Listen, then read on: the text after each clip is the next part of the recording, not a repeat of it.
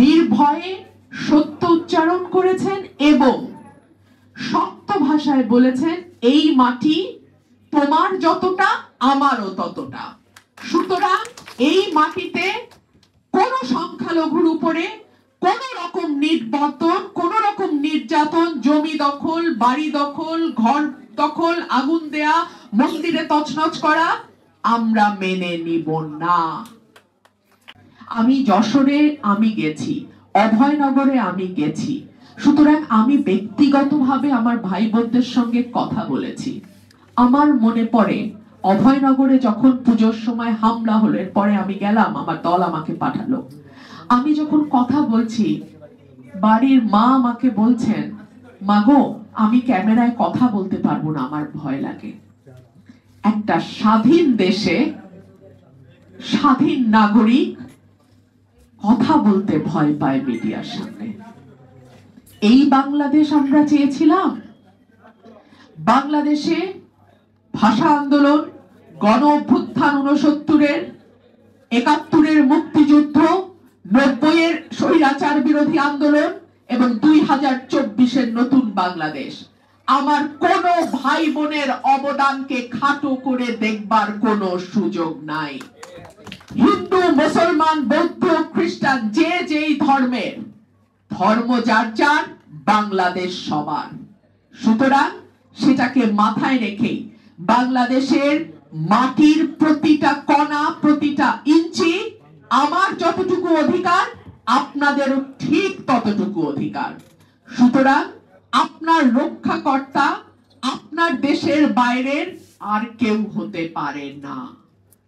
যদি কেউ আপনার রক্ষাকর্তা সাজবার চেষ্টা করে, মনে রাখবেন আপনাকে ব্যবহার করে সে তার রাজনৈতিক ফায়দা নিতে চায়। আমি বলতে বাধ্য হচ্ছি, কিছু কিছু দেশ মনে করে তারা সারা বিশ্বের হিন্দুদের রক্ষাকর্তা। কিছু কিছু দেশ মনে করে বাংলাদেশের মানুষ যারা সংখ্যালঘু সম্প্রদায়, তারা তাদের হাতে বন্দী, তাদের হাতে জিম্মি, তাদের নিরাপত্তার দায়, নিরাপত্তার রক্ষা করার দায়িত্ব কেবলমাত্র পাশের দেশের। ঘটনাটি ঠিক নয়। এই বাংলাদেশ আপনারা তৈরি করেছেন। এই বাংলাদেশ আপনাদের রক্তে, শ্রমে, ঘামে আজকে এই জায়গায় এসে দাঁড়িয়েছে। সুতরাং বাংলাদেশে যেই সরকার যখন থাকুক, তাদের দায়িত্ব আপনাদের নিরাপত্তা বিধান করা এবং তাদের কাছ থেকে নিরাপত্তা আদায় করবার দায়িত্বটাও আপনাদের। বাংলাদেশে গত 15 বছর কেউ নিরাপদ ছিল না, না হিন্দু, না মুসলিম, না খ্রিস্টান, না বৌদ্ধ, কেউ নিরাপদ ছিল না। হ্যাঁ, নিরাপদ ছিল যারা আওয়ামী লীগের রাজনীতির সঙ্গে যুক্ত, যারা আওয়ামী লীগের লুটপাটের সঙ্গে যুক্ত, আওয়ামী লীগের ভাগ বাটোয়ারার সঙ্গে যুক্ত, তারা নিরাপদ ছিল। আমরা বাংলাদেশে দেখেছি, যখনই আওয়ামী লীগ সরকার ক্ষমতায় এসছে, তখনই তারা হিন্দু নিপীড়ন, বাংলাদেশের সংখ্যালঘিষ্ঠ যারা আছেন, সংখ্যায় যারা কম আছেন, তাদের উপরে নিপীড়ন অব্যাহতভাবে করেছে। আমরা নাসিরনগর দেখেছি, রামু দেখেছি, ঠাকুরগাঁ দেখেছি, কলমাকান্দা দেখেছি, কুমিল্লা দেখেছি, রংপুর দেখেছি। পুরো বাংলাদেশে টেকনাফ থেকে তেতুলিয়া আমরা দেখেছি পুজোর সময় আসলেই একটা আতঙ্কিত অবস্থা বিরাজ করে। এবং তারা তো দাবি করে তারা অসাম্প্রদায়িক দল, তারা দাবি করে তারা বাংলাদেশের সকল ধর্মের মানুষের রক্ষাকর্তা, কিন্তু তাদের সময় যেইভাবে আমার সংখ্যালঘু ভাই বোনেরা নির্যাতনের শিকার হয়েছে, বাংলাদেশের ইতিহাসে এরকম ধারাবাহিক নির্যাতন আর কারো সময় কখনো হয়নি। কিন্তু আমার কষ্ট লাগে যে যখন তারা ক্ষমতায় থাকে, আওয়ামী লীগ ক্ষমতায় থাকে, তখন আমার সংখ্যালঘু ভাই বোনেরা বেশিরভাগ সময় নীরবে, নিভৃতে এই অত্যাচারগুলো সহ্য করে। আমার কষ্ট লাগে যখন আমরা অন্যান্য সংগঠনগুলোকে দেখি তারা নীরব দর্শকের ভূমিকা পালন করে। আমি হিন্দু মহাজোটকে আমার অন্তরের অন্তঃস্থল থেকে ধন্যবাদ জানাই। আমার অন্তরের অন্তঃস্থল থেকে কৃতজ্ঞতা জানাই। ওনারা কিন্তু 15 বছরে একদিনও সত্য উচ্চারণে দ্বিধান্বিত হন নাই। ওনারা কিন্তু যেই লক্ষ্য এবং উদ্দেশ্যে ওনারা গঠিত হয়েছেন, সেই লক্ষ্য এবং উদ্দেশ্য থেকে এক মুহূর্তের জন্য ওনারা পিছপা হন নাই। এবং ওনাদের এই সংগঠনকে আমি অন্তরের অন্তঃস্থল থেকে ধন্যবাদ জানাই। ওনারা সত্য উচ্চারণে নির্ভীক ছিলেন। এর বাইরে আমি যেমন অনিরাপদ ছিলাম, আমার দাদাও তেমন অনিরাপদ ছিল।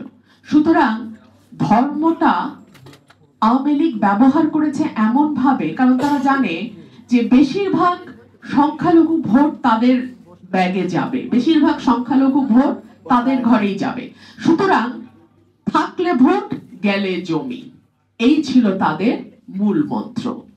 না হলে বলেন গোপালগঞ্জের কোটালীপাড়া শেখ হাসিনা নির্বাচনী এলাকা, সেখানে তার পেয়ারের বেনজির কি করে সংখ্যালঘুদের বিঘার পর বিঘা জায়গা দখল করে? 1 টাকাও দেয় নাই, একদম কোনো টাকা পয়সা না, কিচ্ছু না, তারা বিঘার পর বিঘা জায়গা দখল করেছে। আপনারা কি মনে করেন যে যদি আওয়ামী লীগের সমর্থন না থাকতো, যদি 1 নম্বরের ইশারা না থাকতো, সংখ্যালঘুদের এই জায়গা দখল করা বেনজিরের পক্ষে সম্ভব হতো? হতো না। আওয়ামী লীগ সবসময় একটা কথা বলতো, আমি না থাকলে বাংলাদেশে জঙ্গিবাদের উত্থান হবে, আমি না থাকলে, মানে শেখ হাসিনা না থাকলে বাংলাদেশটা নাকি ইসলামিস্টরা নিয়ে নেবে, শেখ হাসিনা না থাকলে বাংলাদেশে নাকি কোনো সংখ্যালঘু নিরাপদ থাকবে না। এবং এই মিথ্যাচারটা প্রমাণ করবার জন্য ভারতের সহযোগিতায় প্রথম দিন থেকে বাংলাদেশকে অস্থিতিশীল করবার একটা চেষ্টা শেখ হাসিনা এবং আওয়ামী লীগ করে যাচ্ছে। আমি আমার হিন্দু ভাই বোনদের কাছে হাত জোর করে বলবো, আপনারা কোনো নির্দিষ্ট দলের খেলার পুতুল হবেন না। আপনার ভোট ভীষণ মূল্যবান। আমাদের যেন ভোটটা ভিক্ষা করে আনতে হয় আপনাদের কাছ থেকে। আমরা যেন আগে ভাগে নিশ্চিত না হয়ে যাই যে এই ভোট তো আমি পাবোই, তার জমি দখল করলেও আমি পাবো, তার বাড়ি দখল করলেও আমি পাবো, তার গহনা কেড়ে নিলেও আমি পাবো।